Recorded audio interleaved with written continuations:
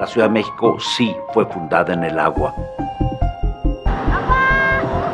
Ahí en la noche nos secuestraron y nos amenazaban con que si no les llevamos el agua, pues, nos iban a hacer algo. El origen de la problemática pues es ese, que la ciudad está en lo que era un lago y donde el agua normalmente tiende a ir. Ya llevamos un promedio de 30 a 35 años, o sea, sufriendo. Hago 3 viajes cuando voy con el burro en la mañana. No solo los restaurantes tenemos problemas, digo, todas las colonias, toda la colonia Condesa tiene problemas. Informó que más de 1.450 viviendas fueron afectadas por las fuertes lluvias del domingo que superaron la capacidad. Año con año es la misma situación, todo lo perdemos. El agua es importantísima para la Ciudad de México, porque el día que no haya agua, la ciudad fundada en el agua va a morir. Del DF nos mandan caca y se las regresamos en alimentos.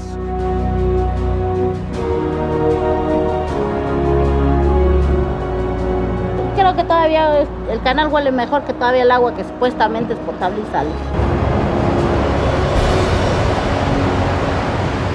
Esperemos que no llueva más, porque ya nos dio miedo.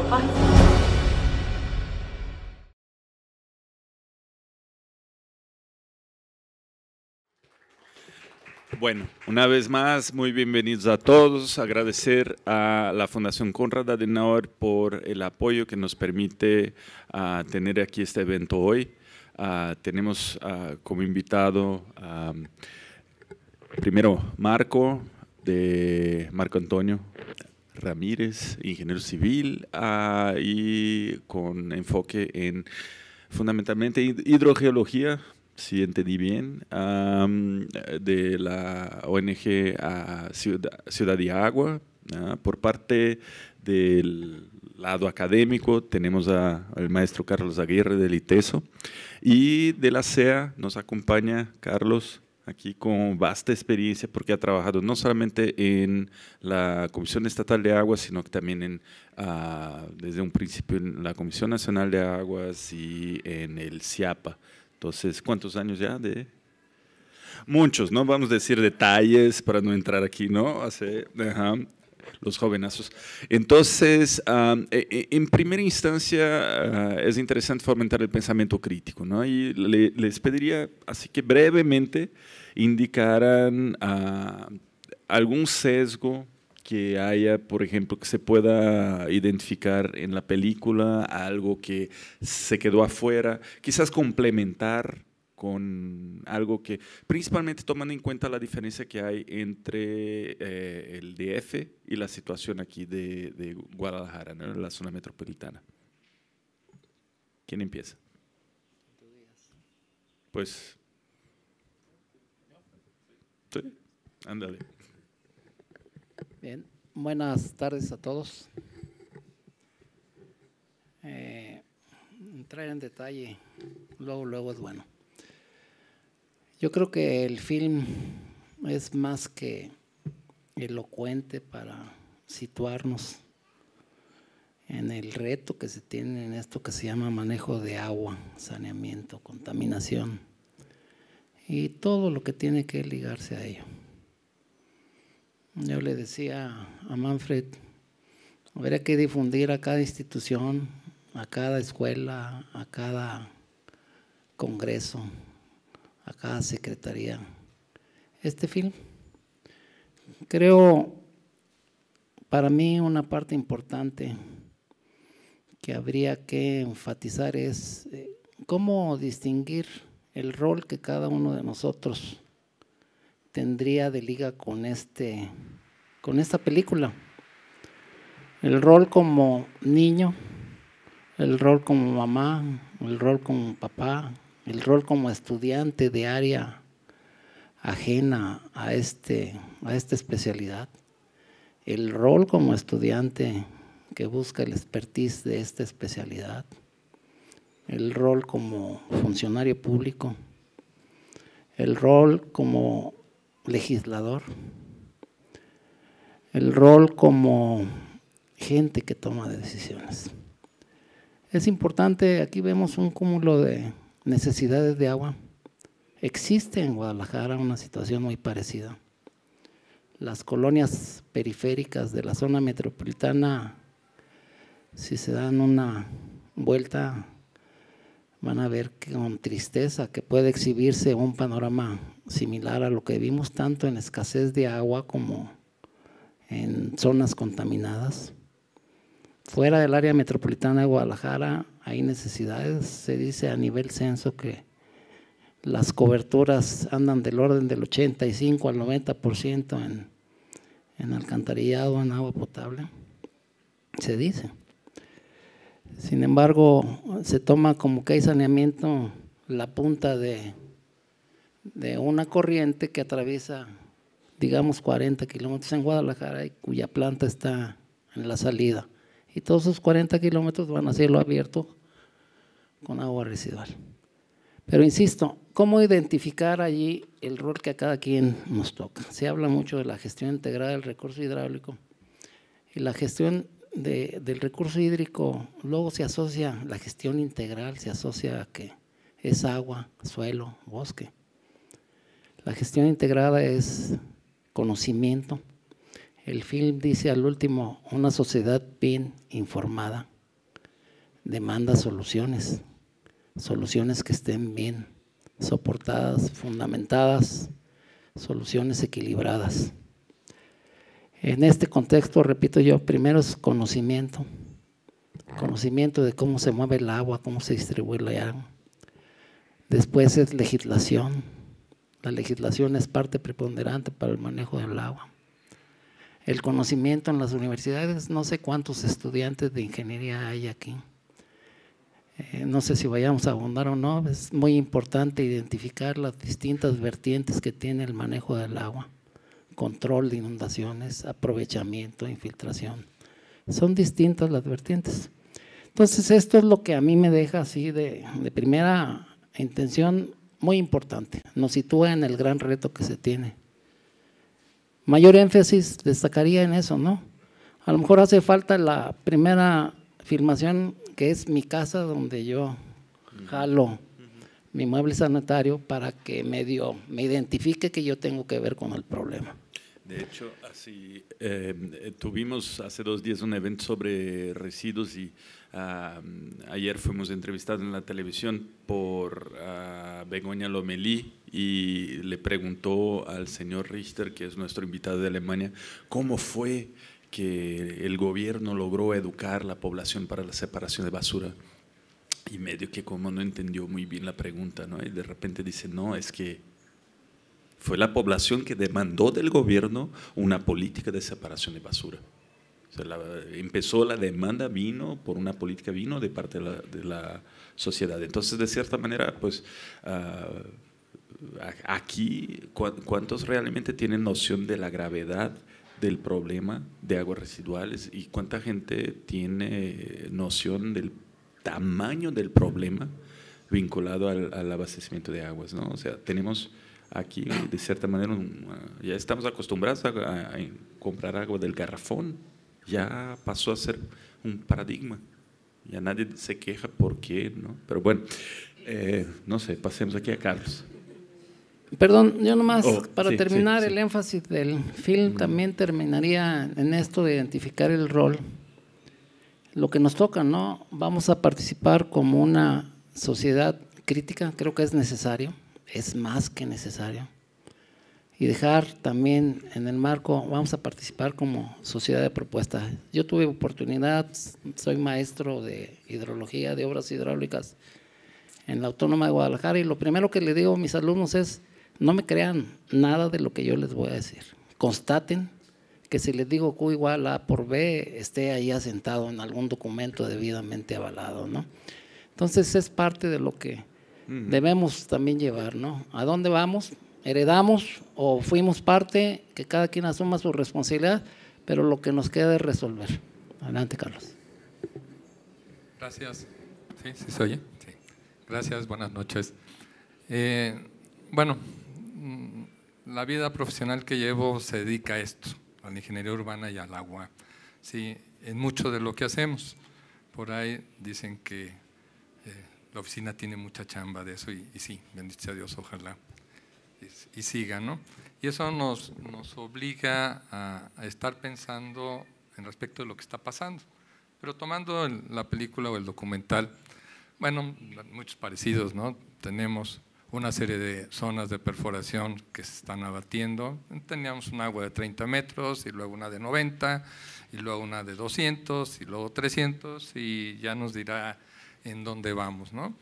Y si sigue batiendo y sigue siendo una forma de tener agua en Guadalajara, que bueno, entre más abajo vamos, pues vamos a encontrar un agua de menor calidad, de más problemas, de más costo para extraerse y que no tiene ese proceso natural de reponerse tan fácil como todo el mundo cree que puede ser. Creo que lo dice el ingeniero, el geólogo, es difícil volver a inyectar agua, es todo un proceso.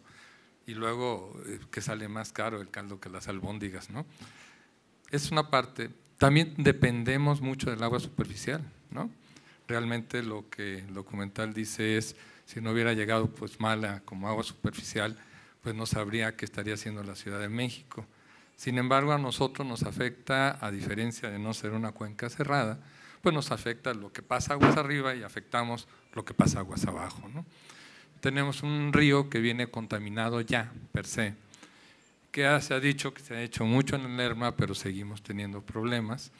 Nosotros ponemos nuestra parte al contaminar el Santiago a la salida, ¿sí? Seguimos consumiendo agua de Chapala cuando no tenemos los grandes gastos que teníamos, solo tenemos prácticamente la cuenca propia, sigue siendo nuestra fuente principal y no logramos llegar a las calidades que quisiéramos.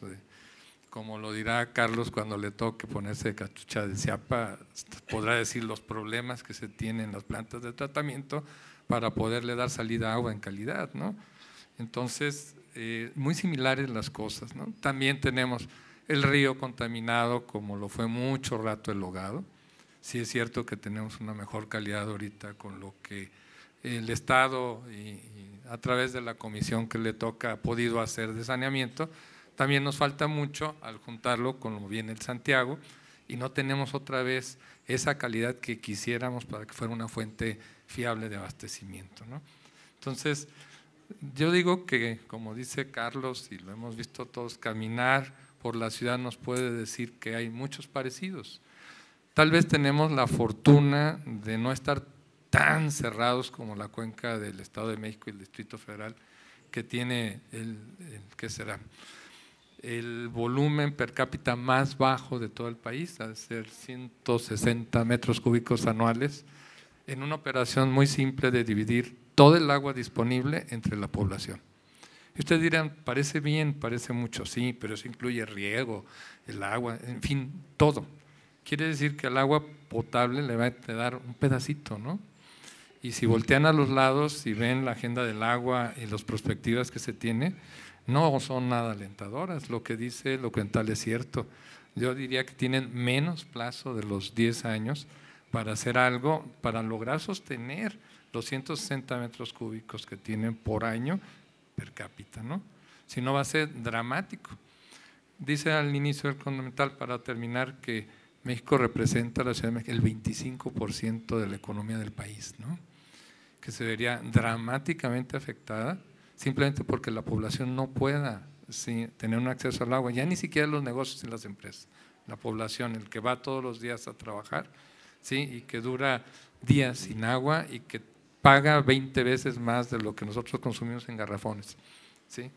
Como dato histórico, el comentario en la mañana era que Guadalajara había tenido el horroroso primer lugar de enfermedades gastrointestinales a principios del siglo.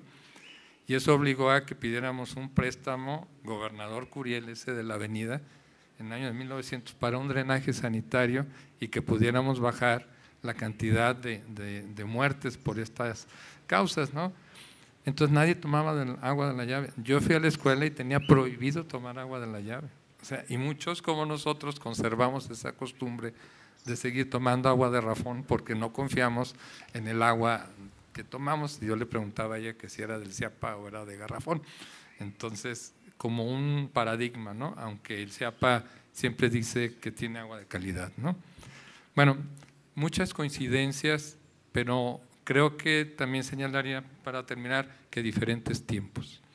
Creo que nosotros tenemos una posibilidad de tiempo mejor que lo que está sufriendo el Distrito Federal, pero que si cerramos los ojos, un destino terriblemente parecido, ¿no? Te toca. Buenas noches a todos.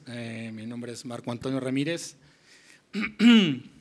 Coincido con Carlos Hernández en el sentido de que tenemos que encontrar ese rol que tenemos que tomar en esa sinergia, ¿no? A nosotros en este grupo de Agua y Ciudad nos motivó a realmente seguir esos pasos de Isla Urbana. Y como bien dice Johan, ¿cómo nos involucramos? Pues definitivamente porque las señoras que son las que nos arrastran a todos, eso hay que reconocerlo, en un foro se presentó y mostró realmente la realidad de ese fraccionamiento. Entonces, a partir de ahí, a partir de, pues también documental, nos movió bastante. Entonces, creo que ese rol es muy cierto y tenemos que tomarlo, ¿no? Yo aquí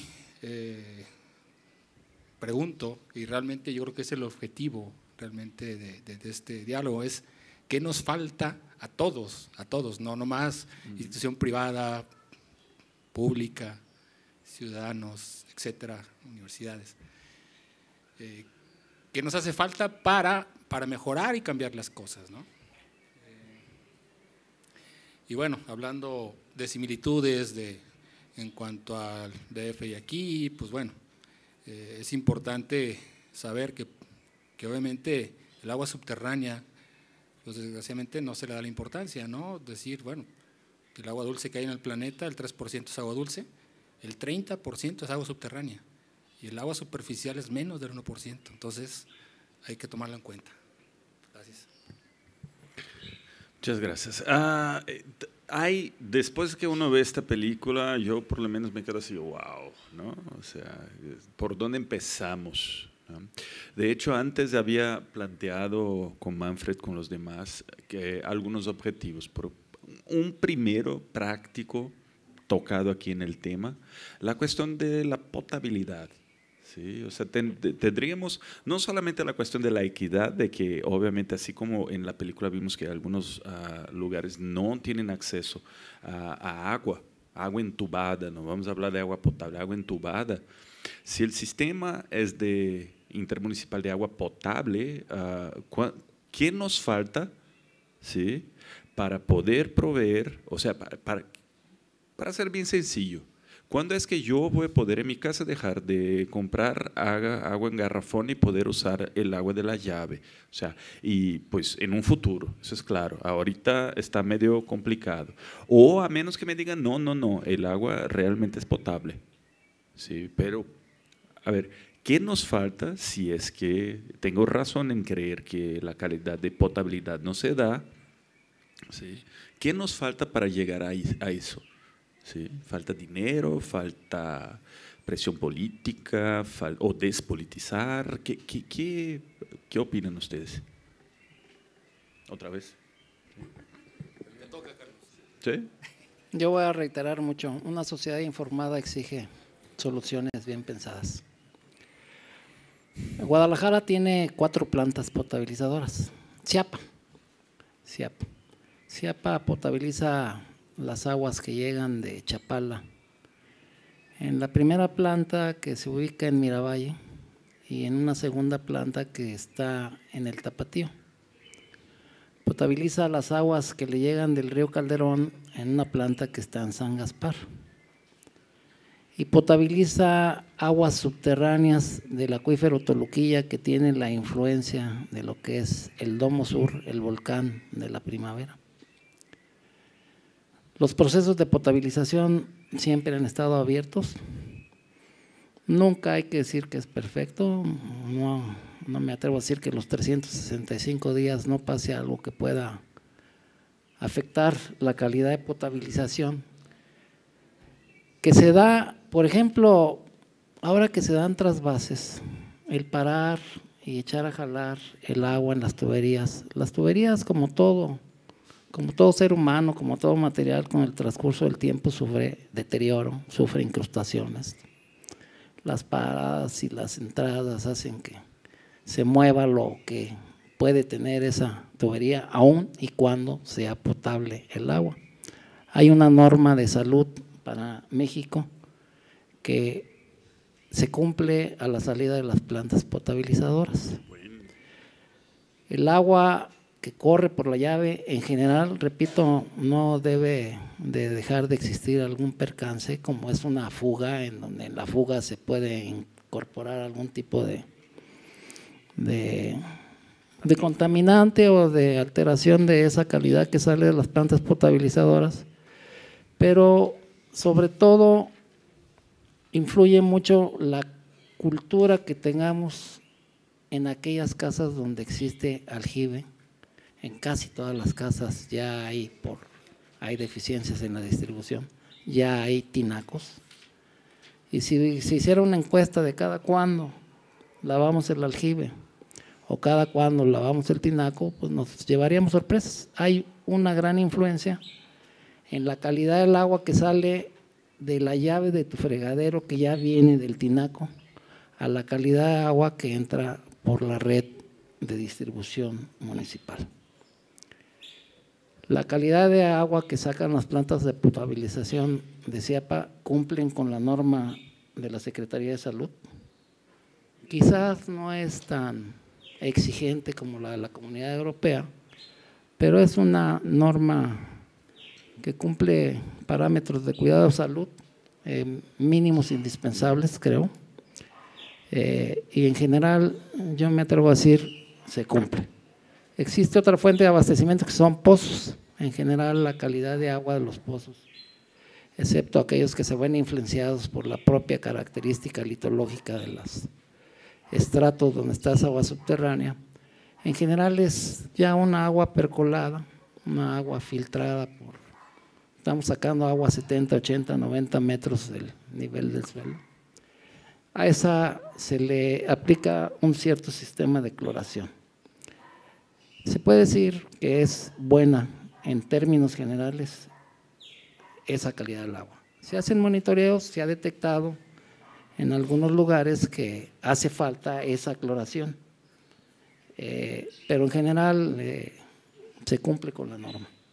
En cuanto a la red, no así en cuanto al agua que sale del tinaco, ¿no? Que ahí depende esencialmente de la cultura de higiene que tengamos para el tinaco o el aljibe. Antes de pasar la palabra, me gustaría, y se me fue incluir otro punto así, ¿no? Porque es interesante. ¿Quién sabe aquí cómo se dice tinaco en español de España? ¿Cómo se dice tinaco en español de España? En español está cisterna o no, tinaco, bueno, depósito o cómo. Lo que hay que no se dice. No se dice. No hay tinacos. ¿Sí? En Alemania tampoco. O sea, y eso es parte, de hecho, de la pregunta. No es solamente agua potable, ¿sí? Es tener, aunque yo viva en el 8º piso de un edificio, ¿sí? Tener derecho a agua potable en mi llave sin tener que haya una transferencia del costo de almacenamiento, costo de bombeo, de parte del ente público al ente privado. Una de las cosas que más me impresiona aquí en México, o que más impresiona en el extranjero, es la cantidad de tinacos cuando tú entras a una ciudad, ¿no? Y normalmente se esperaría que no fuera ni necesario un aljibe para almacenar, ni tampoco una bomba para bombear, ni tampoco un tinaco arriba. ¿Cuándo vamos a tener un servicio de compresión de calidad y calidad, para aparte no tener el problema de tener que limpiar tinacos, ¿no? Así, esa es la pregunta. O sea, interesante que salga de la planta con calidad de potabilidad más o menos. Pero aquí es cuando voy a poder yo en mi casa dejar de comprar agua del garrafón, ¿no? Eso es lo interesante. No sé, ¿paso a Carlos o a Marco? ¿Quién primero? ¿Carlos? A ver, la norma es muy clara, no estamos desarmados en eso. Un sistema de agua potable tiene que tener como condición cantidad, calidad, presión y servicio continuo. Entonces, eso resuelve lo que tú dices, o sea, si se cumple la norma, se resuelve. Yo tengo un agua, primero, en cantidad, la que necesito, que es de calidad, viene con la norma que tenemos porque entra directa, ¿sí? La presión, esto que evita que yo tenga que tener bombas y todo lo demás, y en servicio continuo, es decir, el almacenaje y esto se le deja al sistema. Cuando no lo tengo, bueno, lo primero que hacen las personas, cualquiera que haya construido una casa hace 50 años se va a dar cuenta que lo primero que pide la gente es un aljibe, palabra árabe, ¿no? Un depósito abajo para tener agua en reserva, que además no cumple con ninguna condición, ¿no? Y luego una bomba para subir, ahí aunque traigas presión la pierdes. Le pones una bomba para subir al tinaco porque es la única manera que podemos construir. El maestro Chon nos dice que baja del tinaco con quién sabe qué y lo tienes que poner a una altura y todo el mundo dice que sí. ¿Sí? Además es un adorno bonito de casa, ¿no? Todos iguales. Entonces, mientras no se cumpla la norma y nosotros no tengamos unos sistemas apropiados, es decir, que cumplan con todo lo que es un sistema de agua potable, vamos a tener ese problema. Pero ¿por dónde lo queremos ver? Por el costo del bombeo, por la calidad de agua que nosotros mismos perdemos, ¿sí? Por la irregularidad del suministro, ¿no? Que tengo buen agua, pero pues nomás 2 días, ¿sí? Entonces, esto nos cuesta en muchas formas. Por ejemplo, a mí me cuesta en dinero, yo tengo buen agua, pero la tengo que almacenar algunas veces y usar una bomba porque no tengo un servicio continuo, ¿sí? Y eso me pega, pago una buena lana de estar manejando un bombeo de mi sistema, porque como no creo en los aljibes, pues bueno, entonces tengo que bombear directo, ¿no? Y empezamos en esas cosas. Otros van a sufrir la calidad. Creo que el punto es, no tenemos un sistema todavía que alcance una eficiencia tal que nos permita, por lo menos en un porcentaje algo, salirle a todo esto. Hay zonas que sí funcionan. Podría decir algo en descarga del CIAPA, que ya no le toca esto. El CIAPA hizo un sistema impresionantemente bueno hace 60 años, dirigido nada más a la zona metropolitana de Guadalajara, que en este caso era el municipio de Guadalajara. Ni Zapopan, ni Tonalá, ni Tlaquepaque, ni nada al otro lado, nada más Guadalajara. Creó una planta y tuvo un sistema que iba a dotar hasta con 13 metros cúbicos a la ciudad en una proyección de crecimiento muy amplia. Sin embargo, toda esa infraestructura, por una planeación urbana terrible, ¿sí?, fue creyendo y pegándose. Todos, Tlaquepaque, Tonalá y Zapopan están colgados del sistema original, del sistema de Guadalajara, de los acueductos y todo.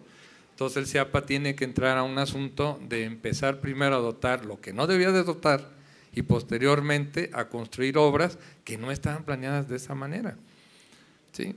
Si a eso le agregamos las contaminaciones de Santiago y tener que cambiar el acueducto y todo, híjole, hemos invertido muchísimo dinero por no tener una planeación adecuada, ¿sí? Y la seguimos igual, ¿no? O sea, seguimos haciendo lo mismo, damos usos del suelo en todos lados, ¿sí? Y no podemos redondear ni un sistema de drenaje ni un sistema de agua.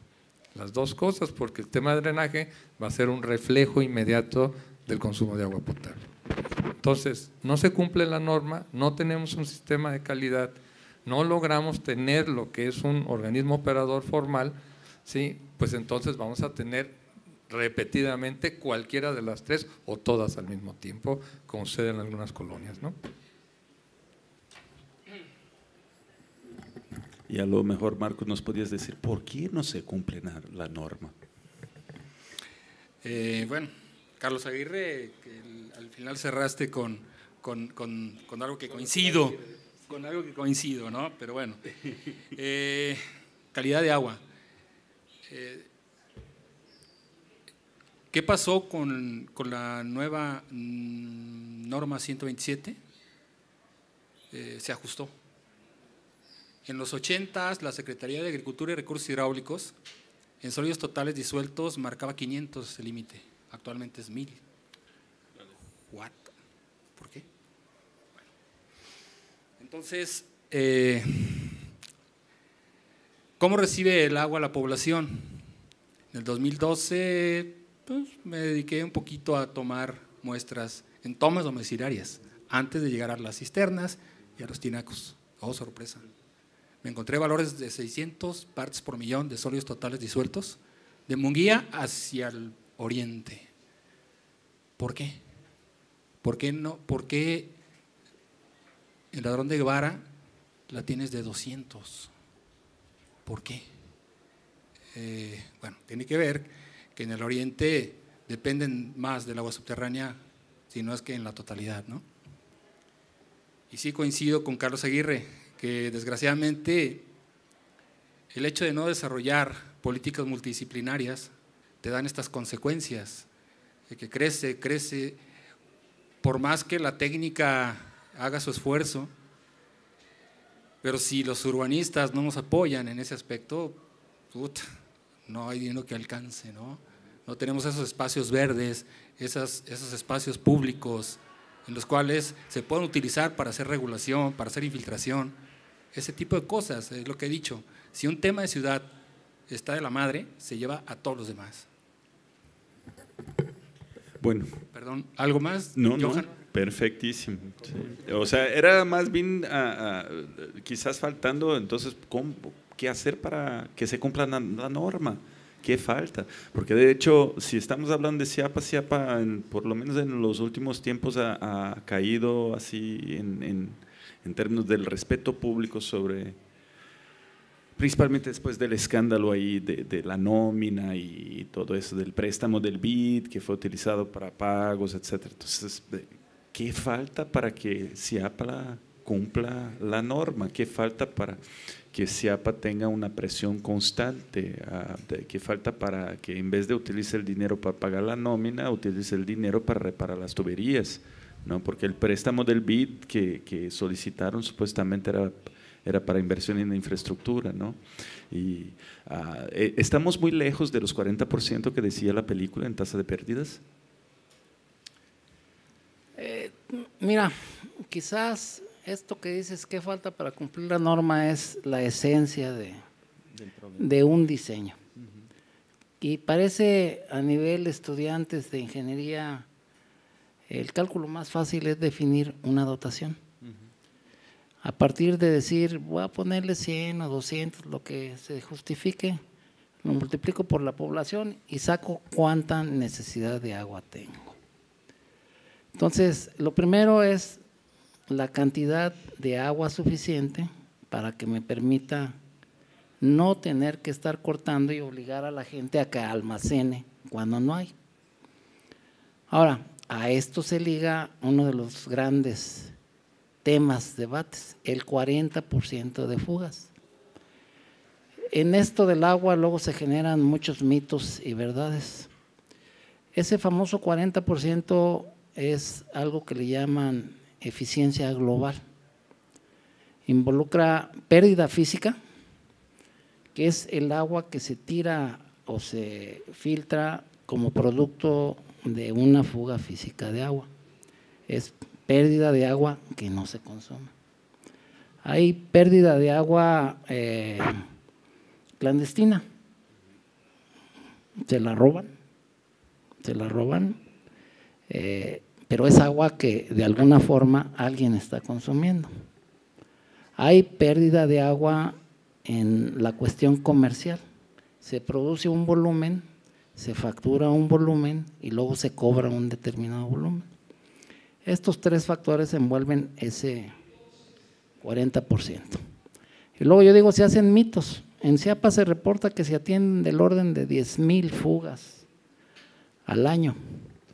Yo les digo a los ingenieros, a los que estudian ingeniería, bueno, calculen una fuga de media pulgada, cuánto puede perder en determinado tiempo que se dura, no en repararla, pero sí en cerrar la parte para luego repararla, ¿no? Y se va a obtener un valor real de lo que es la pérdida de agua. Entonces ya estamos logrando cantidad de agua asociada a una dotación que es uno de los grandes debates. ¿Por qué tú eres alemán? ¿Por qué en Alemania hay ese sistema de abastecimiento sin necesidad de tinacos?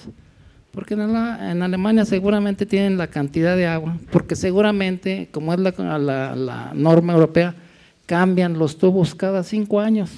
Aquí tenemos tubos de hace 50, 60, 70 años, ¿no? Y bueno, tiene que ver también con reconocer o no un valor real de agua, que te genere autosuficiencia para poder crecer, para poder modernizar, para poder rehabilitar las tuberías que van dejando de funcionar. Y desde luego, quizás la parte más importante, ¿no? La transparencia en el manejo de esos recursos. Si se llega algún día a reconocer un valor real del agua, lo que tenemos que exigir es, bueno, aplica ese valor real, pero aplícame una total transparencia que me diga que no estás empleando 1000 empleados cuando necesitas 100, o no estás gastando, no me digas que estás pagando X en energía eléctrica cuando deberías de pagar esto si eres eficiente. Ese es el complejo que tenemos en México. Carlos, antes una aclaración. Una vez llevé a un grupo de mexicanos a justamente visitar una planta de Ciapa y preguntaron eso de las tasas, cómo estaba la tasa de pérdidas, y ellos decían que lo trataban de mantener porque era económicamente inviable bajar de más que eso, entre 8 y 10%. O sea que ellos calcularon allá que era la tasa de pérdidas ideal estaba entre 8 y 10%, ¿no? Meter más lana no valía la pena. ¿Y cómo lo mantenían? Ellos decían que era mejor prevenir que lamentar. Es decir, salían con unos audífonos en el medio de la noche y un sonar por arriba de la tubería, ¿no?, sobre la calle, a escuchar dónde había fugas. Entonces, creo que más que simplemente cambiar porque ya acabó el tiempo de vida útil, ellos también esperan y usan, tampoco son así perfectos como uno puede, o sea, a veces se estigmatizan y lo ponen así. No, hay pérdidas, o sea, hay. Carlos. Perdón. Sí, es algo que también debe quedar claro, ¿no? Un sistema eficiente a nivel mundial, es aquel que alcanza 75-80%. O sea, se reconoce que puede tener una ineficiencia del orden del 20%. Un buen sistema, en aquellos casos donde hay todo lo que se carece, monitoreo, no corrupción, dinero suficiente, normas vigiladas y respetadas, puede alcanzar el 90%, pero siempre hay, al año alguien deja de ser más eficiente que cuando está nuevo, ¿no? Siempre hay algo de ineficiencia por simple desgaste de materiales. ¿Marco? Sí, pásate. Sí. Bueno, algo que ya había comentado y bueno, siempre trato de hacer notas porque me suelo extender en cada tema. Entonces, yo creo que algo que debemos de tomar en cuenta es cuáles son los problemas de fondo. No sé si, bueno, que me permita Johan. Esto lo he hecho a lo largo de los años, que he visto en todos lados. Falta de ética, politización del tema, corrupción porque hay compromisos políticos, falta de capacidad técnica en algunos tomadores de decisiones en las instituciones tanto públicas como privadas. Hay gente valiosa en las instituciones sin participación en las decisiones. Falta de coordinación entre las 3 instancias de gobierno, municipal, estatal y nacional. Falta de coordinación interna en las instituciones. No sé, Ciapa, a mi punto de vista, ha perdido desatención en las fuentes de abastecimiento. Creo que no tiene departamento de hidrología. Entonces, ¿what? A nivel Estado hay una mala atención a municipios por la descentralización. O sea, la institución hace el esfuerzo, pero realmente el marco jurídico de la descentralización creo que le dio en la torre a este asunto, ¿no? Hay una ausencia de auditoría ambiental. En cultura del agua hay algo que hacer. No partir de la cuenca como un manejo del territorio. Y la falta de proyectos con bases multidisciplinarias es lo que nos hace falta. Recursos financieros etiquetados con anterioridad y con candados contables de las auditorías o del que da el recurso, que impiden una modificación que a veces se necesita hacer de manera sustancial. O sea, y tú dices, todo eso son puntitos que van a impedir, obviamente, lograr un sistema más eficiente. O sea, paulatinamente.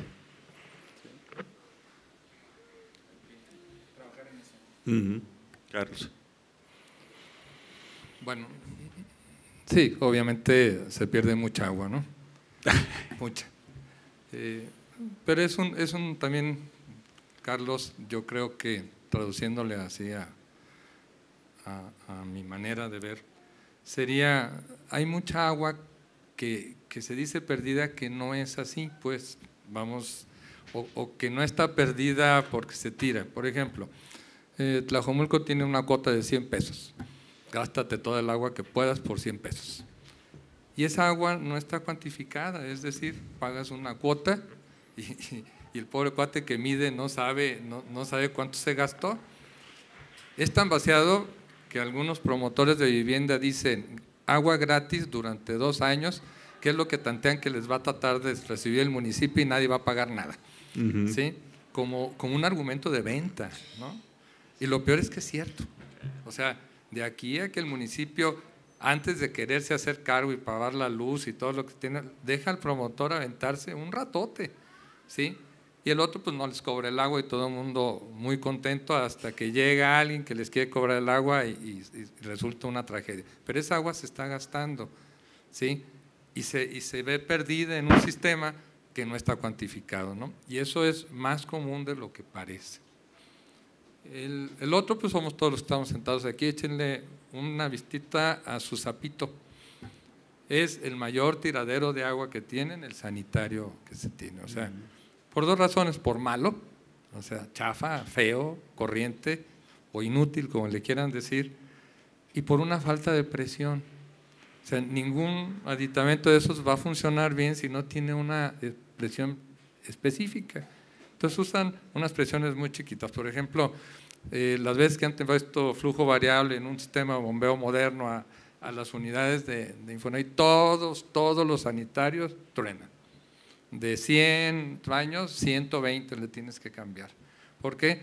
Porque el sistema que te viene con el baño no sirve y no soporta. Entonces, o le bajan a la presión del sistema que ya perdiste sus cualidades, ¿sí? O tienes que cambiar todas las cosas que no están aptas para ese sistema. Nosotros tenemos una norma que la altura mínima que necesitamos de presión o la carga son 10 metros, 1 kilo. Eso le decía la salubridad y luego el mapas 1,5. 1,5 con medidores y con todo mal te va a llegar al tinaco, ¿no? Entonces, por ejemplo, en otros lados manejan 2,5 kilos, que podría ser una presión que entrara por abajo y ahorrara muchísimas de estas cosas. Y nos permitiría tener menos fugas, menos problemas dentro de la casa. Que tenemos muchísimas, cierren las llaves. La que me gusta a mí tomar es la de la cultura, ¿no? Todo el mundo dice cosas aquí, pero no cuida nada de su agua, ¿no? De veras que si hacemos un análisis, abras el agua para rasurarte, es el bote de basura del baño, en fin, todas las cosas que se usan. A mí me gustaba unos anuncios que no he podido conseguir, el video, brasileños, donde sale un tipo muy bien hecho y dice, abre la regadera, se voltea y se hace pipí en la regadera, dice, ahorra una descarga del sistema de agua. Y luego entra la mona que está igual que otra vez. Sí, xixi no baño. Sí. Y báñate acompañado y ahorras 2 descargas. Si le echas cuentas, de veras, que es placentero, sí, después de eso es muchísima agua. Si de veras hicieras eso cuando te tocó tener niños chicos y los bañas y todo en la regadera, te ahorras una buena lana de agua, nomás perdemos esa costumbre. Hay pequeñas recetas y esta me gusta porque es muy simple, sí, y como dice, muy placentera las 2, ¿no? Porque las 2 son buenas. Si lo hiciéramos, sí, te ahorras 7 litros y te ahorras 20 litros, sí, por 2, ¿no? ¿Y cuándo no dures 40 minutos? Bueno, le cierras, ¿sí? Entonces, los monomandos fabulosos, ¿no? Eso de que ya puedas abrir y cerrar y no andes peleando con la regadera para que salga el agua caliente y le saques y le pongas, ha sido fabuloso. O por lo menos en tiempos, cuando yo conocí un baño frío, había una tercera llave que regulaba si esa es la que abrías y cerrabas. Eso ahorra un mundo de agua. Un mundo, o sea. Y por fin, ¿qué podemos decir de una ciudad que tiene con un sistema 70 años ya funcionando, que todo el centro tiene esa edad, sí, que se hacen esfuerzos de cada cosa y pues bueno, el que mete aguja para sacar hebra, decía mi abuelita, que le devuelven madeja. Entonces abres tú las calles del centro y te sale todo. O sea, casi como cuando las gentes tienen cáncer y las vuelves a cerrar mejor, así son. Cada vez que haces una intervención tienes que cambiar líneas de agua, de drenaje, de esto. Es espantoso lo que le pasa a las gentes que están haciendo servicios, llámese comisión, alumbrado, agua y todo. Necesitas realmente un programa muy fuerte para poder renovar eso. Y tal vez en el lenguaje de qué nos conviene, empecemos por una buena cultura, sí, y tengamos así como la gracia de saber qué puntos pueden ahorrar mucha agua, ¿no? Creo que los brasileños no estaban mal en sus argumentos, son bastante decentes, ¿no? De hecho fue una campaña publicitaria a nivel nacional de mucho éxito, ¿sí? Invitando a todos a hacer pipí en la regadera y para ahorrar eso, o sea que no había nada de mal porque había esta cultura de que apestaba y que era feo, que no se debería hacer, y dijeron, no, todos hacen, ricos, pobres, bonitos, feos, gordos, flacos, todos hacen pipí en la regadera, no, vamos a hacer pipí en la regadera mientras estás bañándote, sí. ¿No? Y tuvo bastante éxito. Los baños sin agua no nos gustan porque huelen, ¿no? ¿Qué ven en los baños de los antros cuando van los caballeros? Sí. Hielo, ¿no? Si los usan, el hielo hace que si enfrías la orina no huele, ¿no? Entonces los que no usan agua, pues ponen hielo y automáticamente su baño no huele, ¿sí? En cambio, cuando no pones nada, empieza a oler y eso a la gente le da, considera que está sucio, que no es bueno, y se acaban todas las buenas voluntades en los restaurantes, sobre todo, de poner un baño que no use agua, que podría ser algo también bien interesante, ¿no? Bueno, entonces me gustaría ahora voltear la cosa hacia drenaje. Sí, y la verdad tenemos muy poco tiempo, tenemos 10 minutos nada más. Sí. Voy a aventar 2 preguntas aquí, a ver quién opina qué cosa. Un tema que me hubiera gustado profundizarme más sería el tema del tratamiento de aguas residuales. ¿Sí? En el video hablaba de 7% que se trata en el DF. Sí. Aquí estrenamos macroplanta hace poquito, al final del año pasado, y se supone que ya se está tratando una cantidad de 8 metros cúbicos, de los 12, ¿no? Entonces, en este tema, ¿no? Las plantas son necesarias, pero son suficientes. Principalmente porque después que yo leí el artículo de los camarones psicodélicos del delta del Mississippi en Estados Unidos, que los camarones estaban locos porque los gringos toman demasiado Prozac, hacen su pipí y por ahí se elimina el principio activo del Prozac y termina en la cadena trófica y llega hasta los camarones, y los camarones estaban yendo al mar abierto, a donde jamás ningún camarón había ido, ¿no? Y tú dices, a ver, pero ¿cómo fue que este Prozac llegó al camarón? Pues es que la planta es para limpiar popó y no para limpiar nada más. Y ahí, cuando nosotros vemos lo que se genera aquí de residuos y que terminan en el drenaje, ¿sí? Estas plantas no están diseñadas para limpiar toda la mugre, ¿sí? Que llega a ellas, ¿no? Pues si tomamos en cuenta que hay de repente algunas industrias de mala onda o pequeños business que echan sus residuos al drenaje, ¿no? Realmente es una gran solución eso de estas 2 plantas enormes, ¿sí? Que son necesarias, sí, pero ¿es suficiente? ¿Sí?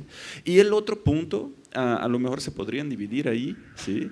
Es la cuestión del año tras año las inundaciones, ¿no? O sea, nosotros vimos en el video las inundaciones del coche de la policía y el cuate en su barco.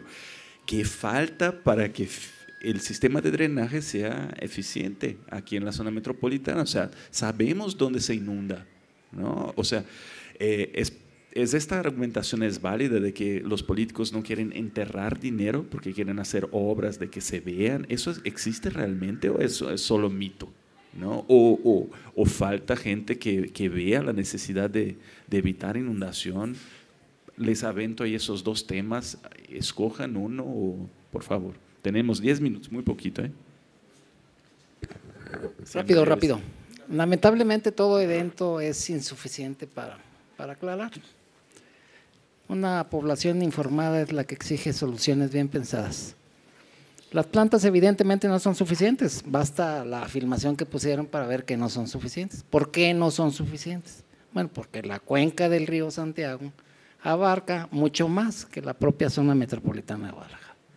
La zona metropolitana de Guadalajara significa del orden del 50% de todo lo que recibe la cuenca del río Santiago. La cuenca del río Santiago nace allá por Arandas, la parte de Guadalajara, digamos, la parte jalisciense termina a la altura de donde entra el río Juchipila. Entonces, no son suficientes. Te diría yo así rápidamente, son esfuerzos importantes. ¿Qué nos falta? Se han invertido cerca de 6,000 millones en lo que se tiene, se requieren del orden de otros 6,000 millones de pesos, y luego hay gente que dice, ya van a hablar de dinero y que no tienen dinero. Lamentablemente todo se soluciona con dinero, poquito, mucho, sin dejar de lado la necesidad de eficientar, la necesidad de transparentar, la necesidad de honestidad. Pero se requieren cerca de otras 70 plantas en la cuenca del río Santiago. Tan caro es la macroplanta como la dispersión de plantas que se tienen. En la cuenca del río Barde hacen falta de 60 plantas, en el resto de la cuenca alta, que es el río Sula, la parte de salida de Chapala, es otro tanto. Entonces no son suficientes, hace falta 6,000 millones, hacen falta macroobras todavía importantes, y hace falta, como dicen, un valor real del agua también, que habrá que discutir en temas de mayor profundidad. Ojalá y estos primeros 5 minutos, ojalá y esta filmación despierte el interés en aquellos que se dedican a la ingeniería, el ser conscientes para la toma de decisiones. Normalmente todos los que estudiamos ingeniería civil creemos que la ingeniería civil es construir casas o construir alguna carretera, y muy pocos, yo creo casi ninguno, trae la idea, ojalá ya la traigan, de empezar a estudiar el agua. Ojalá y que los que lleguen a los municipios y atiendan los planes de desarrollo municipal tengan conocimiento pleno de cómo se maneja el agua. Y rápidamente, lo de las inundaciones es un tema por demás muy diferente.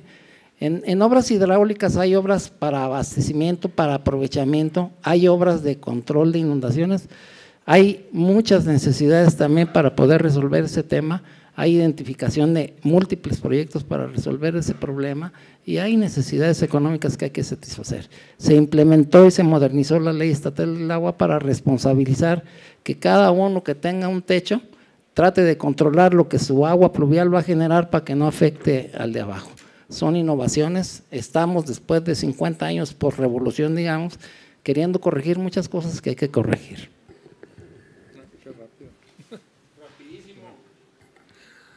Bueno, así con Carlos de acuerdo en todo eso.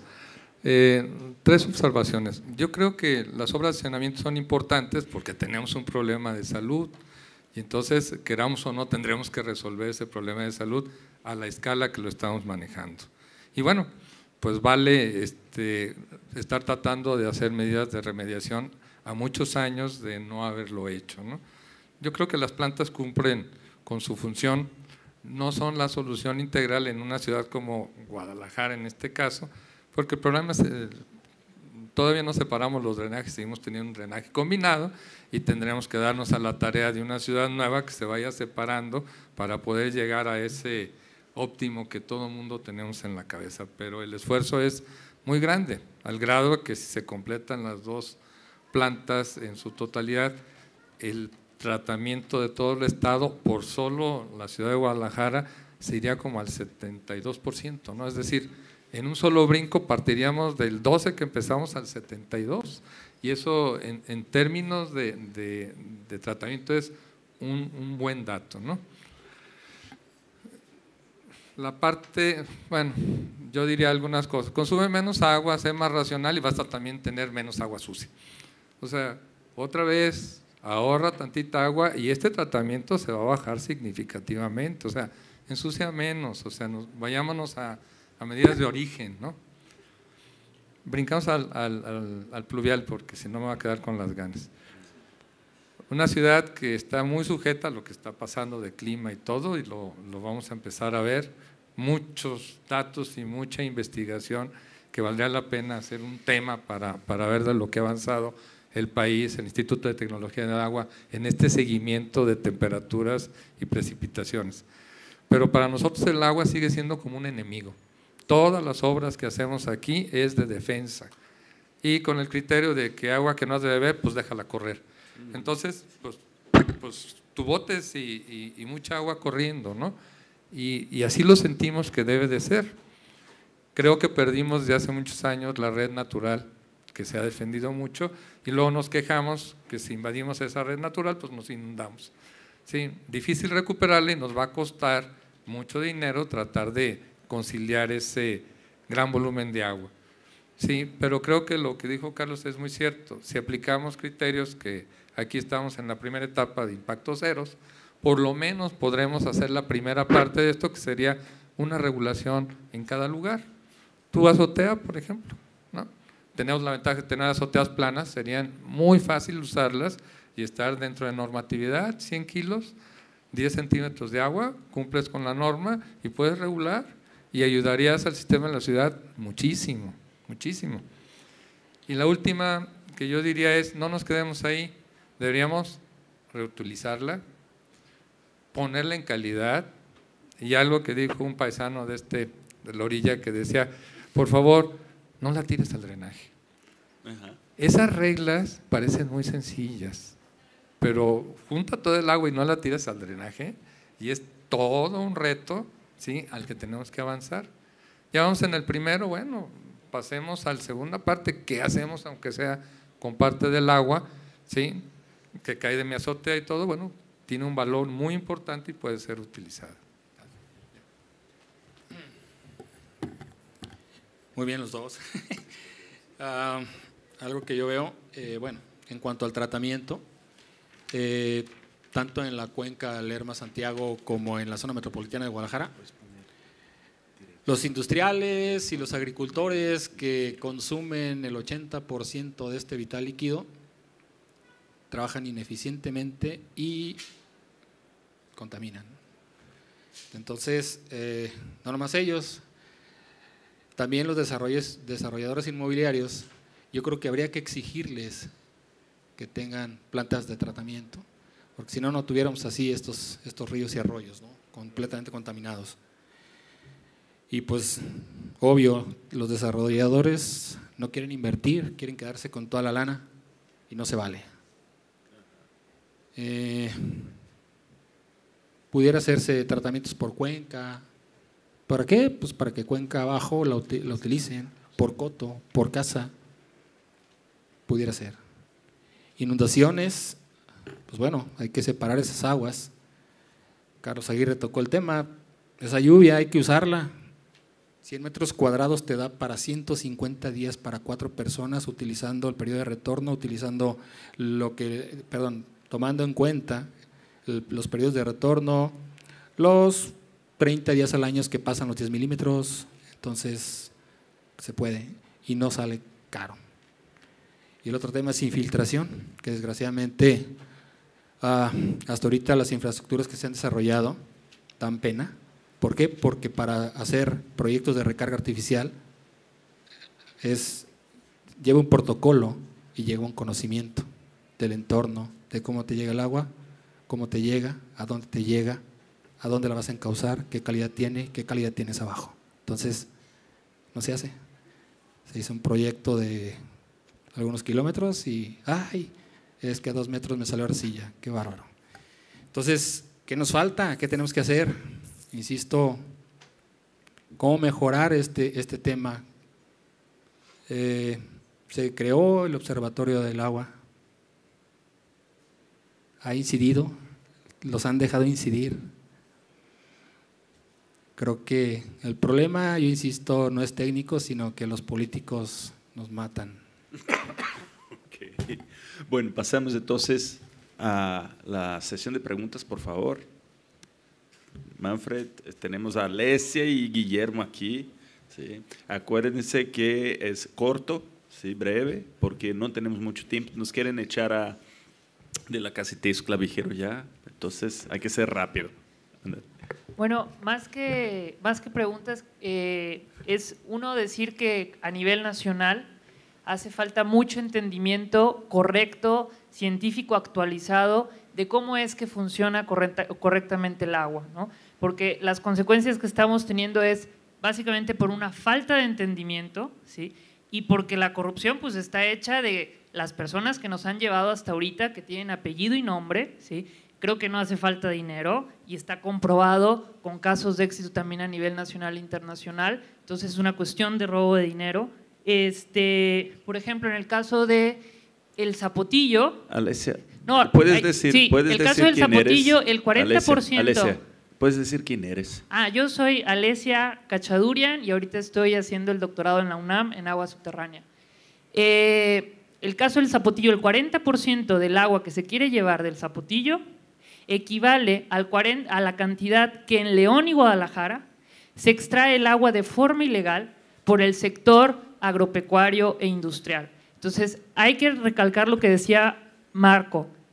El 80% del problema no lo tenemos nosotros en nuestras casas, viene del sector industrial y es donde tenemos que empezar a señalar las cosas, porque es muy fácil estar señalando a los que ya de por sí padecemos el tema del agua todos los días. Y otra cosa, todo esto que estamos discutiendo hasta ahorita se va a intensificar y se va aún más problematizar con la Ley General de Aguas, ¿sí? Que no estamos discutiendo al día de hoy en todos los rincones del país y que de verdad eso se va a terminar de pasar de forma ilegal antes de julio. Ojalá que de verdad esta instancia de educación y los que están aquí presentes empiecen a informarse y a alzar la voz en el tema de la Ley General de Aguas.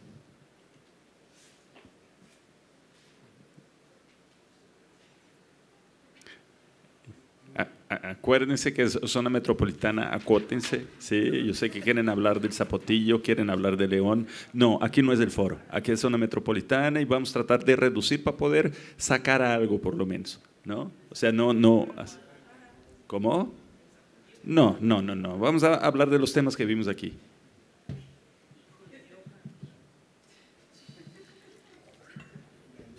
Quien mucho abarca, poco aprieta. ¿Qué tal? Buenas noches. Soy Juan Guillermo Márquez. Entre otras actividades, el observador coordinador del Observatorio Ciudadano del Agua.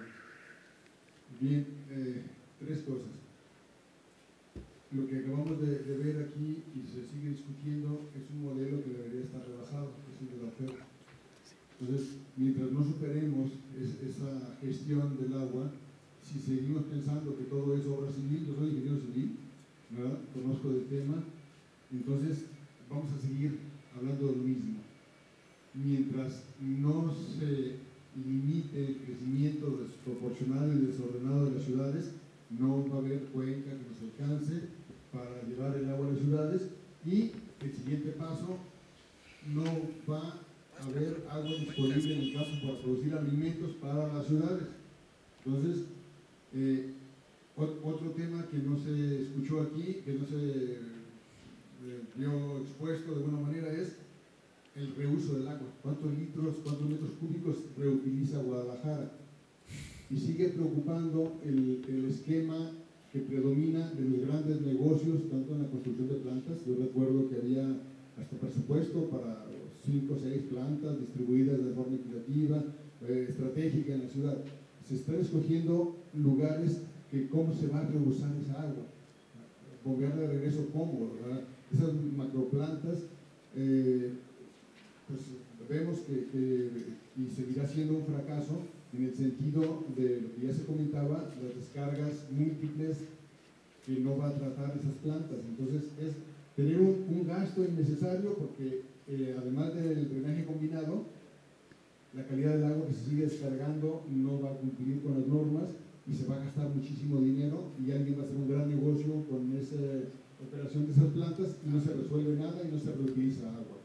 Entonces, mientras esas partes medulares no se ataquen y se resuelvan, pues bueno, habrá que preguntarles a esa gente que dice tener 30, 40 años de experiencia en el manejo del agua y que de alguna manera también tiene responsabilidad en si es exitoso o no lo que estamos viviendo, porque han estado ahí tomando las decisiones y siguen tomando las decisiones.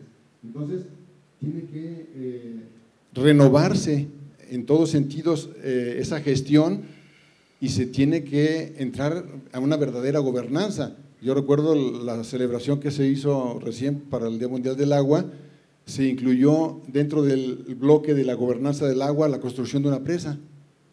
Entonces, si ni siquiera se tiene la claridad de qué corresponde, en qué cosa, cómo se puede estar atendiendo la problemática. Gracias. Antes de pasar a y otro… nada más como referencia para el observatorio, lo que preguntaban, de qué ha servido. Bueno, hemos hecho de nuestra parte el trabajo, que parece que no ha sido lo que se esperaba o lo que se quiere, y seguimos teniendo presiones para que se reconozca algo que pues, no es posible reconocer.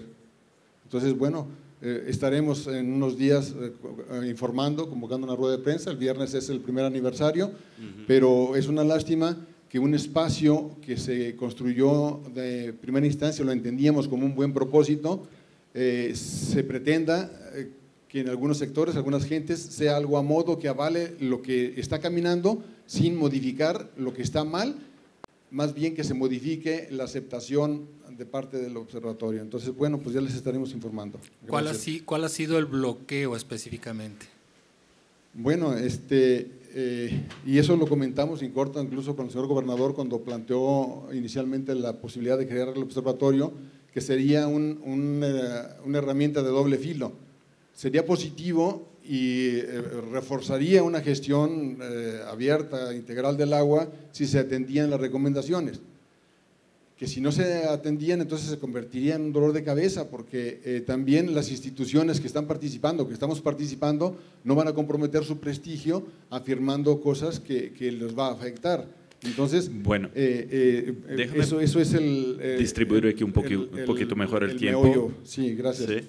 Antes de pasar a los que todavía tienen, me gustaría abrir, en primer lugar, las preguntas lo hago yo, ¿no? Así, sí.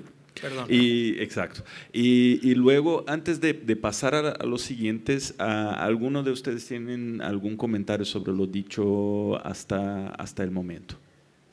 ¿Sí? Tenemos dos preguntas, si quieres conteste y dejamos estas dos preguntas y seguimos en otro bloque.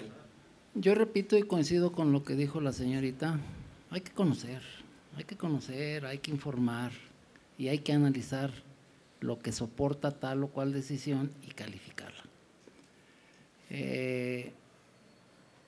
Para mí, lamentablemente, 5 minutos, 10 minutos, 1 hora, 2 horas que fuera este foro, son insuficientes.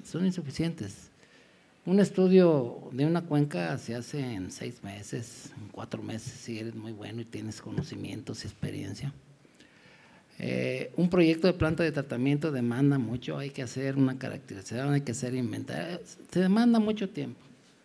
Y lo que se trata de poner en la mesa es, además de estos foros, se requiere profundizar el diálogo transparentado total y absolutamente, en este esquema que le llaman buena gobernanza, donde si es necesario, pues que se hagan con presencia de notarios, con quien quieran, los levantamientos de aquello que se presente y se discuta.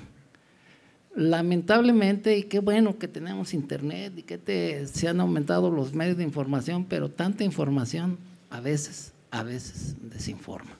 Qué bueno que todos estemos informados y qué bueno que todos ejerzamos el derecho de información.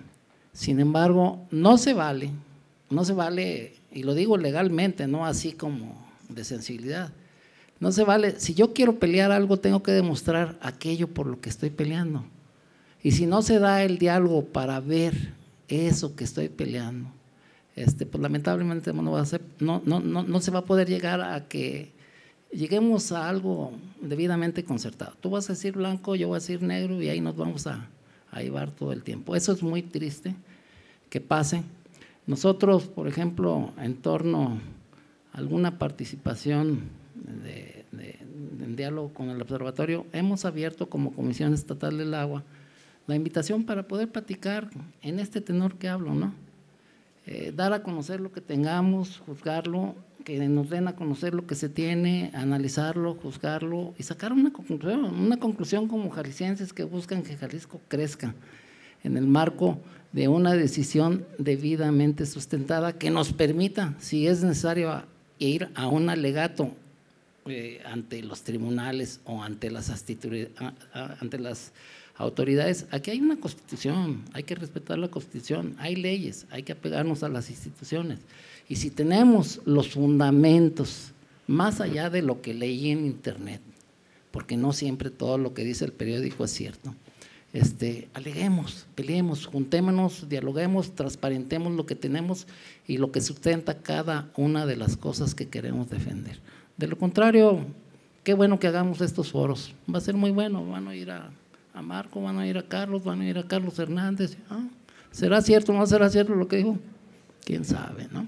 Entonces, la invitación siempre ha estado abierta para que crezcamos un poco en el debate. Al principio me dijo Johans, aquí en México como que el debate lo confunden en una pelea de gallos.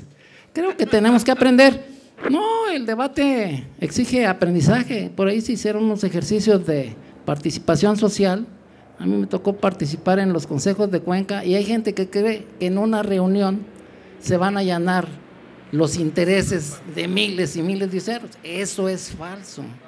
Yo les digo, a mí me invitan a la escuela de mis hijos y van 3 padres de familia y dicen hay que tomar una decisión. Cuando se toma la decisión, al rato llegan 100 padres de familia que nunca fueron a participar, pero que se oponen a todo. Creo que es necesario que crezcamos, que maduremos, que sepamos respetar aquello que tiene fundamento y que con base en un fundamento sobre una situación de derecho, defendamos lo que sea necesario. Yo coincido, hay que conocer, si tenemos fundamento para decir esto que usted dice que los industriales, hay que alegarlo, hay que defenderlo y hay que empujar porque no se haga lo que no se tiene que hacer. Bueno, paso la palabra. Me gustaría aclarar 2 puntos. En primer lugar, lo que dice Juan Guillermo, por ejemplo, es algo que trasciende, no es nada más ahí. Es la Comisión de Derechos Humanos, ¿sí?, que también hace sus recomendaciones y nadie se los pela, ¿no? O sea, es algo que es mucho más profundo que nada más un solo sector, ¿no? Desafortunadamente hay un problema que va más allá. Además, no me tomes mal, Alicia, no se incluyó el tema, pero una pregunta que yo hacía a los ponentes antes del debate era el rollo de… en Alemania no se construyen presas porque se usan las presas naturales que están bajo la tierra. Se las conoce muy bien, se llaman acuíferos, ¿sí? ¿Y para qué estar haciendo grandes obras si ahí están los acuíferos que nos dio la tierra, ¿no? O sea, manejarlos bien es fundamental, pero iría mucho más allá de lo que podemos hacer aquí y pasamos la palabra. Hola, buenas noches.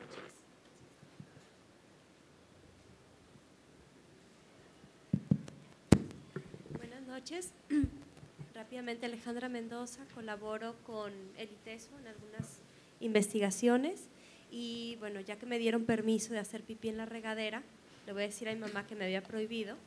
No, fuera de broma, van 2 comentarios que ya salieron. El primero es, pues qué bueno que en la ribera del Mississippi tengan camarones que vayan a buscar a Nemo en mar abierto. Aquí tenemos niños que se mueren, es un problema real que ocurre, niños que se mueren de cáncer, de insuficiencia renal, es muy preocupante. Los panelistas comentaban respecto de la presión social que se puede ejercer para hacer que las autoridades se muevan, pues yo no sé qué más presión social se necesita cuando hay una macro recomendación de la comisión, cuando hay un observatorio, cuando ha habido marchas y ya llevamos 10 años o más de ese problema.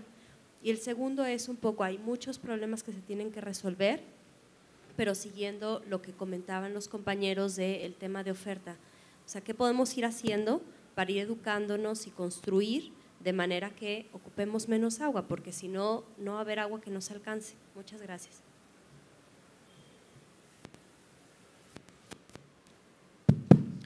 Buenas noches, Luis Márquez de Agua y Ciudad, soy urbanista. Yo quiero hacer un comentario muy breve en relación al video, pero que es totalmente aplicable, al documental, perdón, pero que es totalmente aplicable a la situación del área metropolitana de Guadalajara. En mi opinión, y voy a empezar con esto, el documental es sumamente parcial, de hecho diría que muy mediocre en el sentido que llega justo a la mitad. La otra mitad prácticamente queda totalmente vacía, ¿no? Y quiero tratar uno de los puntos nada más, creo que otro ya lo comentó Alesia. Este punto, cada segundo que yo veía del video, más que un problema del agua, yo veía un problema del modelo urbano. O sea, hay un tema con la ciudad en la cual estamos dando, literalmente, estamos destruyendo no solamente el entorno de las ciudades, sino el territorio del cual dependen estas ciudades, ¿no? Y yo me pregunto cuando veo estas imágenes muy, muy dolorosas de la Ciudad de México, que hay zonas aquí en Guadalajara que no se quedan atrás, en el sentido de cómo es posible que hayan asentamientos que no tengan infraestructura. O sea, ¿quién dio esos permisos o quién permitió que eso sucediera?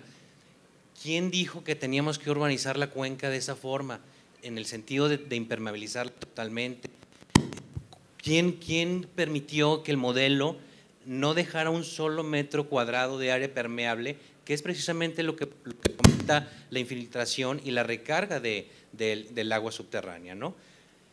En mi opinión, al final del día, como todo, se trata de urbanizar de la forma más rápida, más fácil, para que unos cuantos pocos, que son los desarrolladores,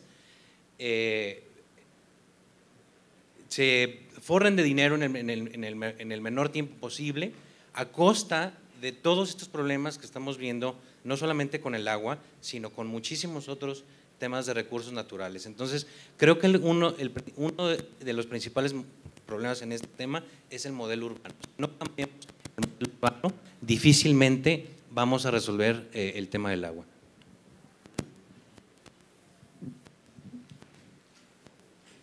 Hola, buenas noches. Adán Espejo de la CEMADET. Bueno, quiero como compilar un poco los comentarios que se han hecho en una cuestión, ¿no? Se habló de problemáticas y de soluciones. En las soluciones se habló indistintamente de algo que ya tocaron. No se distinguió entre soluciones enfocadas a la gestión de la oferta, soluciones enfocadas a la gestión de la demanda. Me parece una distinción muy importante que hay que hacer. Y en base a eso tengo y otro comentario, rescato el comentario de la intervención de Marco cuando hablaba de los problemas fundamentales. No solo coincido, sino que estoy completamente convencido que esos son los problemas. Ya por ahí lo decía Alesia también, estoy convencido que el problema no es técnico, el problema no es económico, el problema es político. El problema es que primero se tira el dardo y después se pintan los círculos alrededor, ¿no? Los compromisos políticos se establecen en unas esferas en donde no existe participación ciudadana. Los foros de los que hablaban de discusión, de participación, suelen ser una simulación porque las decisiones ya están más que tomadas. Se invita gente a modo a ese tipo de temas, a que avalen cierta decisión, y la gente que está realmente afectada realmente nunca se entera de esos foros de discusión, etcétera, ¿no? Entonces, la pregunta muy puntual, perdón, a los dos compañeros que están en medio, no tenía el gusto de conocerlos. La pregunta muy puntual, entiendo que ustedes tienen mucha experiencia, un largo camino en el sector público, ¿no? Mencionaba Marco, uno de los problemas fundamentales es la gente muy capaz dentro de las instituciones que no tiene poder de decisión, que no tiene una participación en las decisiones fundamentales, ¿no? Entonces, la pregunta muy puntual para ustedes dos es, en su opinión, en su perspectiva, ¿qué tan abiertos están los tomadores de decisiones para hacer este cambio de paradigma de la oferta, de la gestión de la oferta a la gestión de la demanda, o por lo menos una combinación de ambas, una solución integrada de ambas? Y en su experiencia muy personal, ¿qué tanto les han permitido o no participar en esta toma de decisiones? O si son proyectos que se imponen y luego les dicen, opéralo de la mejor manera hasta donde puedas, ¿no? Perfecto, sí, finalmente una pregunta. Por favor, les paso la palabra, sí, a ver qué contestan, porque sí es bien relevante eso de la interferencia política, ¿no? O sea. A ver, te contesto a ti primero. Dijiste que eres de Semadet. Tú eres funcionario, tú tienes una responsabilidad. Yo soy funcionario, tengo una responsabilidad. En lo que me toca mi responsabilidad, yo como dije hace rato, me tocó atender una solicitud, yo dije, vamos haciendo este diálogo, nadie me está forzando. Estamos invitando al observatorio, por decir una parte de tantas, muchas situaciones de solicitudes que se demandan, a los que de la misma manera, tú dices, ¿se invita a modo a actores? No, no al menos en las situaciones que a mí me ha tocado vivir. Tenemos mucha experiencia. Yo creo que la apertura está total. Si el manejo de la oferta, que es una línea marcada en el Programa Nacional Hidráulico, y que luego vienen líneas de recetas mundiales que habrá que aplicar específicamente a la problemática que tienes que resolver, si lo demostramos, lo tenemos que empujar. Lo importante es, oye, si yo digo que este esquema, dices que hay soluciones que no tienen que ver con ni lo técnico ni lo económico, bueno, ¿cuáles son? Veámosla, ¿quién las tiene? ¿Quién las tiene? Abiertamente, yo digo, veámosla y empujémosla, pero no me vengan a decir, yo tengo la solución, ¿dónde está? ¿Qué propongo? ¿Cómo me peleo yo en el marco de la Constitución? Que hay una ley de aguas nacionales que dice que el bien es propiedad nacional y que se administra a través de un ente. ¿Cómo me peleo yo con ese ente sin un documento que justifique aquello que quiero pelear? Si hay soluciones, díganlas. Ok, yo entiendo, la primera solución es muy fácil, lo político. Quiten a los políticos que no sirven. Hay que quitarlos. ¿Quién los va a quitar? Hay que quitarlos. Eso es muy fácil, por Dios, ¿no? Seamos realistas. Yo les dije, seamos activistas, peleemos, pero peleemos con fundamento. Si no peleamos con fundamento, es como cuando presentas una demanda sin fundamento, no la vas a ganar. Y como funcionario, haz tu tarea. Como funcionario, yo intento hacer mi tarea. Yo te puedo decir, a mí no me ha tocado que alguien me diga, manipula esto, ¿no? Entonces, pretendo sustentar lo que yo conozco en documentos que tengo y que están a vistas de quien quiera. Yo reitero, y siempre lo he reiterado en cualquier foro, el que quiera visitarme y que quiera platicar de un tema específico, con gusto. 10 minutos no bastan, por Dios, no bastan, de verdad. Y me choca que a mí, en una línea política, me digan, hazme el speech en 4 renglones. No se puede, por Dios, no se puede, y de ahí vienen las desinformaciones y las malas interpretaciones, ¿no? Un proyecto es un proyecto y tiene varias cosas. ¿Y qué hacer? Pues hay que intentar usar menos agua, es lo que estamos haciendo. No estamos haciendo nada, hay que usar menos agua, por lo pronto. Sí, gracias. Yo no soy funcionario público, sí, nunca he sido. ¿No? Pero los conoces muy bien. Pero, sí, lo que pasa es, pero me ha tocado entrarle a todo lo que te imaginas de proyectos. Soy un asesor de muchos y soy peleonero, ¿sí? Me ha costado que no me hablen, pues, o que no me busquen, ¿no? Pero siempre, como dice Carlos, él y yo somos compañeros de la escuela y nos hemos peleado como no se imaginan, ¿no? Pero a la hora de la hora, parte de lo que me gustaba de este foro es también ver la otra parte, la que yo uso. Lo voy a decir como en números. Nosotros acabamos de modificar 9,000 casas de Tlajomulco y les pusimos un regulador en las azoteas. Lo probamos y convencimos a Tlajomulco. ¿Sí? Por lo menos estoy regulando 9,000 casas en proyecto, en pruebas, convenciendo a la autoridad y al cliente. Hago mi chamba, ¿sí? Y la hago bajito, pero la hago. Y la puedo presumir, o sea, los puedo invitar. Y de estas hacemos muchas así.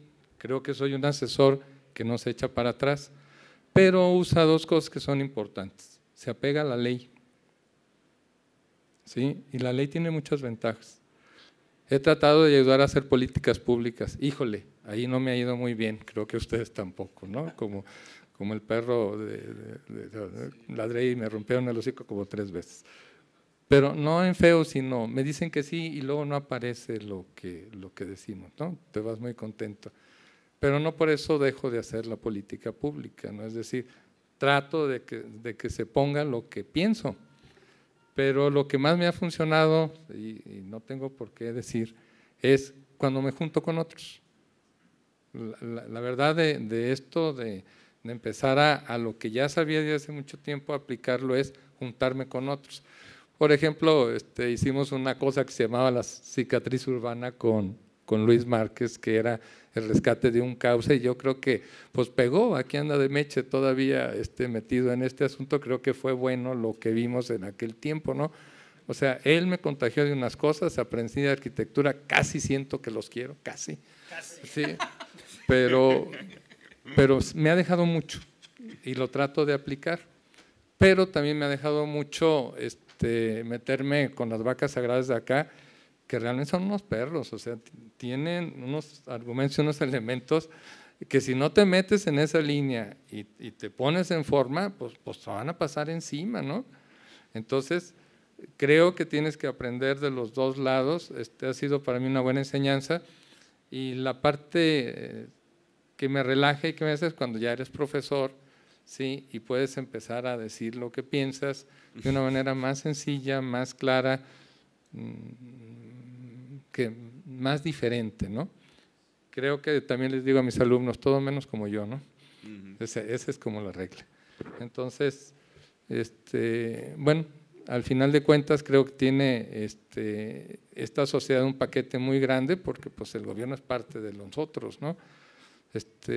Sí uso mi voto, sí. Espero que sirva esta vez, ¿no? Y bueno, no tengo color cuando soy asesor, ¿no? Me pongo la camiseta y soy lo que soy. Y de origen soy ingeniero, pues quisiera hacer muchas cosas, pero trato de que mi chamba sea buena de lo que hago, ¿no? Entonces, invitados a eso, a tratar de hacer cosas, y lo de bañarse junto me sale bien, ¿sí? Bueno, gracias. Marco, te toca la última palabra, ¿sí? Cerrar aquí, ¿qué mensajes darías? ¿Qué agarrarías de aquí? ¿Qué dirías Ciudad y Agua?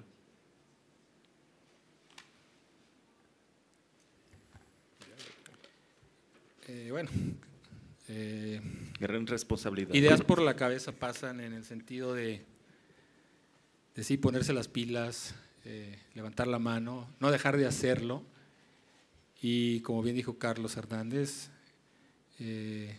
agarrar ese rol en el medio en el que estás y echarle los kilos. Nos falta mucho, definitivamente nos falta mucho. Sí. Más que en ese aspecto de gestión, en ese aspecto de que tenemos bloqueos constantes, pero hay manera de hacer las cosas. A lo mejor nos ha faltado ese convencimiento de cómo vender la idea. Pero definitivamente algo que siempre he dicho es que las cosas, haciéndolas bien, te salen más baratas toda la vida. Y las cosas se tienen que hacer como se tienen que hacer, a la hora que se tienen que hacer y como se tienen que hacer. Si no, pues es un rotundo fracaso, ¿no? Definitivamente, yo repito, estas instituciones, tanto las privadas como las públicas, hay herramientas para hacer las cosas, que desgraciadamente ese divorcio institucional, tanto interno como externo, y lo recalco, no nomás es en lo público, es en lo particular también. Eso no nos lleva a ningún sitio, ¿no? Cambiar esas políticas que afectan realmente una gestión más rápida del desarrollo de los proyectos, de las obras. Es otro tema, pero licitaciones públicas es lo más aberrante que puede haber en el mundo. Cuando el Banco Interamericano de Desarrollo te da unas bases que te dice Simplemente tú debes de contar con un contratista que que respalde técnicamente y que sea solvente. Pero te piden para un concurso sencillo, tienes que imprimir 1000 hojas, tienes que escanearlas, tienes que foliarlas, tienes que imprimir hojas y hojas. Les digo, ¿sabes cuánto gasta una empresa para desarrollar un concurso? Cuando menos 10,000 pesos. ¿Cuántos entran al concurso? 4. ¿Cuántos concursos haces al año por dependencia? 100. ¿Cuántas dependencias hay en un municipio? ¿Cuántos municipios en un estado? ¿Cuántos estados en una nación?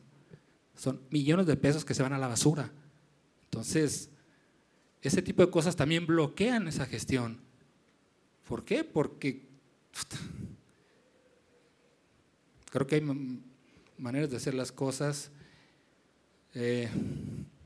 Soluciones hay bastantes, pero las de peso obviamente ya las acabamos de decir. Para los arquitectos una mala noticia, ya hay una iniciativa en camino para que el coeficiente de ocupación de suelo sea homogéneo en superficie y en subterráneo. Así es que los que estaban desarrollando estacionamientos agarrando el polígono del predio completamente, ya no va a ser así.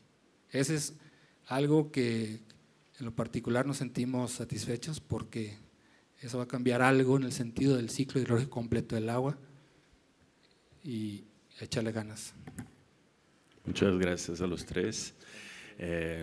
Bueno, a forma de conclusión de mi parte, es un hecho que falta mucho. Es un hecho que lo que se ha hecho no es suficiente, tanto es que tenemos documentales del género. Es un hecho que hay una demanda por cambios en las políticas tradicionales porque no han logrado su objetivo, ¿no? Y es un hecho que se necesita más diálogo.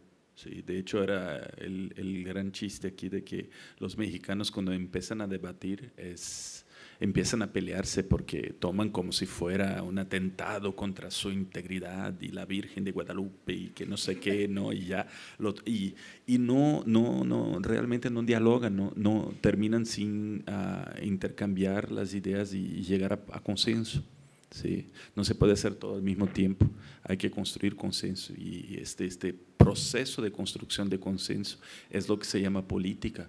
Sí, no lo que nosotros vemos aquí en México. Ustedes están todos equivocados, eso no es política, política es otra cosa, ¿no? O sea, agradezco muchísimo la presencia de los tres, ¿sí? Y la presencia de ustedes. Manfred me acaba de comunicar que el documental H2O MX ganó hoy, acá hace 5 minutos, acaba de ser nominado como, ganó el Ariel como mejor documental, ¿no? Entonces, sí es importante, sí, principalmente el trabajo audiovisual para propagar, difundir la información. Y con eso, pues, encerramos con un agradecimiento. Tenemos un recuerdito aquí. ¿Un recuerdito? Sí. Un último recuerdito que me dejan llorar.